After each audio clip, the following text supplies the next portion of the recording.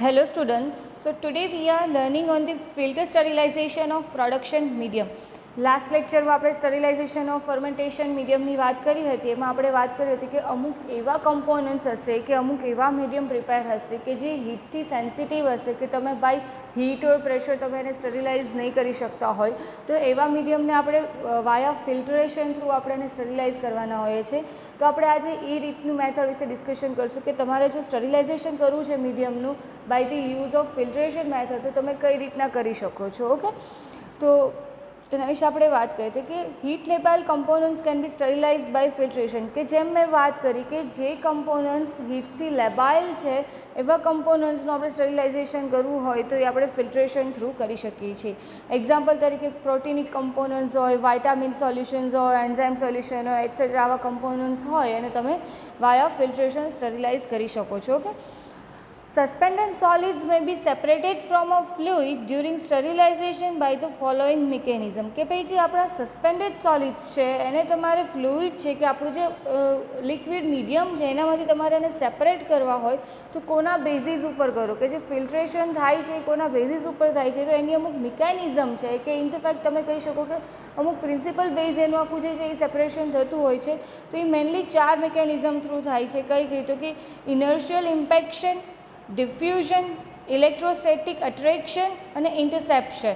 Okay, તો આ ચારે જે મિકેનિઝમ છે કે જે આ 4 બેઝડ પ્રિન્સિપલ જે આપણે ડિટેલમાં સ્ટડી કરીએ તો કે જે ઇનર્શિયલ ઇમ્પેક્શન, તેમાં જે ઇનર્શિયા છે એનો મતલબ શું થાય તો કે inertia stands for the particle remain unchanged. કે એવા પાર્ટિકલ કે જે રેઝિસ્ટન્સ છે કોને તો કે કોઈ પણ એની પોઝિશન હોય કે એનું મોશન છે કે એની વેલોસિટી છે એની રેઝિસ્ટન્સ હોય. Okay, the fluid will tend to move through the least resistant path during filtration. કે એટલે શું છે કે જે ફ્લુઇડ છે એ મૂવ કરશે પણ કઈ રીતે તો કે એના જે રેઝિસ્ટન્ટ પાથ છે એને according. Okay, suspended particle in the fluid stream have a momentum. Momentum means કે have some motion or velocity, કે જે પાર્ટિકલ્સ હશે એનું શું અમુક મોશન હશે, વેલોસિટી હશે, એટલે શું છે કે એના બેઝ ઉપર એ ટ્રાવેલ કરશે, એકદમ સ્ટ્રેટ ફોરવર્ડ ટ્રાવેલ કરશે, સ્ટ્રેટ ઓન જશે કોની ઉપર તો કે ફિલ્ટર ઉપર. બરાબર, જે એનું મોશન છે, વેલોસિટી છે, એના બેઝ ઉપર પાર્ટિકલ શું કરશે, ટ્રાવેલ કરશે સ્ટ્રેટ ઓન ધી ફિલ્ટર, અને ત્યાં શું કરશે તો કે રિટેન રહેશે ફિલ્ટર ઉપર. એ રીતના તમે જે પાર્ટિકલ્સ છે એનું ફિલ્ટરેશન કરતા હોય છે. Okay, due to this they tend to move straight and therefore impact on the filtration fibre where they may be retained. This mechanism is more prominent in filtration of gases than liquids. Okay, mainly કોના માટે prominent છે તો કે ભાઈ gases ઉપર. હવે next mechanism તો કે diffusion. As we all know what is the diffusion. Okay, the extremely small particles suspended in the fluid are subjected to Brownian movement which is random movement due to the collision of particles. કે જે small particles છે એ શું કરે છે તો કે એ follow કરે છે બ્રાઉનિયન મૂવમેન્ટ, અને એને અકોર્ડિંગલી શું થાય છે તો કે ફિલ્ટર ઉપર રિટેન રહે છે અને એનું ફિલ્ટ્રેશન થાય છે. Thus due to this the fluid particle deviate from the path of movement and impact on the filter fibers, and diffusion is more significant in the filtration of gases than the liquid. Okay, next છે electrostatic attraction. આ મેથડમાં normally શું થતું કે આપણે જે electrostatic principal આપણે જાણીએ છીએ એના બેઝ ઉપર વર્ક છે કે ફિલ્ટર છે એ કોના બેઝ હોય તો કે ચાર્જીસ ઉપર, પોઝિટિવ ચાર્જ છે કે નેગેટિવ ચાર્જ છે. સેમ એ છે પાર્ટિકલ છે એનો ચાર્જ અને જે ફિલ્ટરનો ચાર્જ છે, ફિલ્ટરની સરફેસનો ચાર્જ એના બેઝ ઉપર આખું વર્ક થતું હોય. કે ઇફ તમે ગેસ કરો કે ફિલ્ટરનો ચાર્જ પોઝિટિવ છે તો એ એવા પાર્ટિકલ્સને પોતાના તરફ એટ્રેક્ટ કરશે કે જેનો ચાર્જ કેવો હશે, નેગેટિવ, અને એવા જ કમ્પોનન્ટનું શું થશે, ફિલ્ટ્રેશન થશે. કેમ કે જે નેગેટિવ ચાર્જ કમ્પોનન્ટ્સ હશે એ જે ફિલ્ટરની સરફેસ હશે એની ઉપર એ રિટેન રહેશે. સેમ એ જો ફિલ્ટર સરફેસ છે એનો ચાર્જ જો નેગેટિવ હશે તો એ પોઝિટિવ પાર્ટિકલ્સ છે એને અટ્રેક્ટ કરીને એને રિટેન રાખશે અને એનું ફિલ્ટ્રેશન થશે. ઓકે, સો ઇલેક્ટ્રોસ્ટેટિક અટ્રેક્શનમાં શું થશે તો કે charge particle are attached by opposite charge on the surface of the filtration medium. Okay, હવે નેક્સ્ટ છે interception. It is a very important mechanism. Mainly આ બે ટાઈપનું ઇન્ટરસેપ્શન એમાં થતું હોય છે, તો કે એ છે direct interception and indirect interception. Okay, જે ડાયરેક્ટ ઇન્ટરસેપ્શન હશે એમાં શું થશે કે જે પાર્ટિકલની સાઇઝ છે હશે એ કેવી હશે તો કે લાર્જ હશે.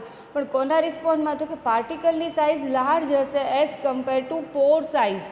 ઓકે, એટલે એ એવી રીતનું જે હશે એ મિકેનિઝમને એ રિમૂવ કરશે. સેમ એ જે ઇનડાયરેક્ટ ઇન્ટરસેપ્શન થશે એમાં શું થશે તો કે પાર્ટિકલ સાઇઝ સ્મોલર હશે દેન ધ પોર સાઇઝ, અને એવી રીતની આખી મિકેનિઝમ શું થશે રિમૂવ થશે. બરાબર.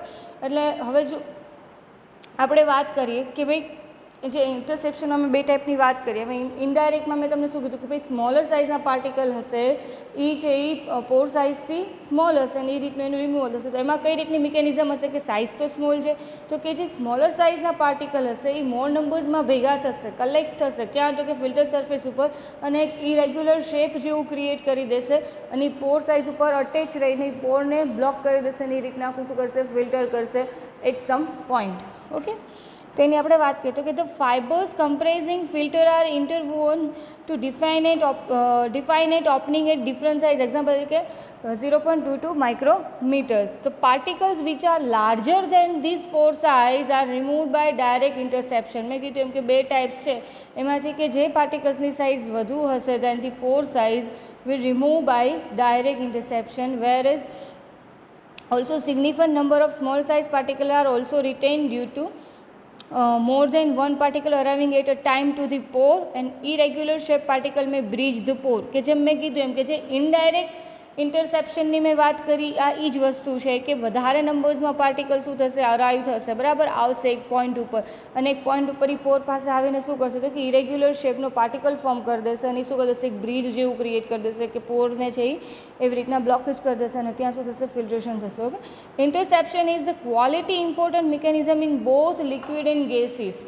ઓકે, નાવ આપણે વાત કરીએ આ મિકેનિઝમની, પણ હવે આપણે ફિલ્ટર ઉપર મૂવ કરીએ કે તમે જે ફિલ્ટ્રેશનમાં જે તમે ફિલ્ટર યુઝ કરો છો એ કઈ ટાઈપના તમે યુઝ કરતા હોવ છો. તો કે filters are classified into two types. First one is the depth filter or also known as the non-fixed pore filter, and the second one is the absolute filter also known as the fixed pore filter. Okay, તો આ બંનેને આપણે હવે ડિટેલમાં જોઈએ કે બંનેમાં કઈ રીતનું વેરિએશન છે. તો કે ડેપ્થ ફિલ્ટર જેને આપણે નોન ફિક્સ્ડ પોર ફિલ્ટર પણ કહીએ છીએ, તો એમાં શું કે in depth filter the pore size are larger than the particle to be remove. કે જે પાર્ટિકલની સાઇઝ હશે એનાથી પોરની સાઇઝ કેવી હશે લાર્જ હશે. In this filter particles are removed more by impaction, diffusion and electrostatic attraction rather than interception. કે ભાઈ આમાં જે ફિલ્ટ્રેશનની મેથડ થઈ છે કઈ મિકેનિઝમ ઉપર થાય છે કે કયા પ્રિન્સિપલ બેઝ થાય છે તો કે ઇમ્પેક્શન થ્રુ, ડિફ્યુઝન થ્રુ ઓર ઇલેક્ટ્રોસ્ટેટિક અટ્રેક્શન થ્રુ. ઓકે, એમાં ઇન્ટરસેપ્શન થ્રુ આમાં જે છે એ ફિલ્ટ્રેશન મિકેનિઝમ વર્ક કરતી નહીં હોય. ઓકે, હવે નેક્સ્ટ છે એબ્સોલ્યુટ ફિલ્ટર. એમાં તો કઈ રીતના તો કે in this the pore size are smaller than the particle to be remove. કે પોરની સાઇઝ નાની હશે કોના કરતાં તો કે પાર્ટિકલ્સ જે આપણે રિમૂવ કરવાના છે એના કરતાં. Okay, so particles are remove by the interception. કે આપણે જે ઇન્ટરસેપ્શનમાં આપણે ઇનડાયરેક્ટ મિકેનિઝમમાં વાત કરી હતી એ વેથી આમાં શું થશે રિમૂવલ થશે. ઓકે, તો આ વાત કરી આપણે ફિલ્ટર્સની. In depth filters, the removal of microorganism is a probability and it cannot be absolute.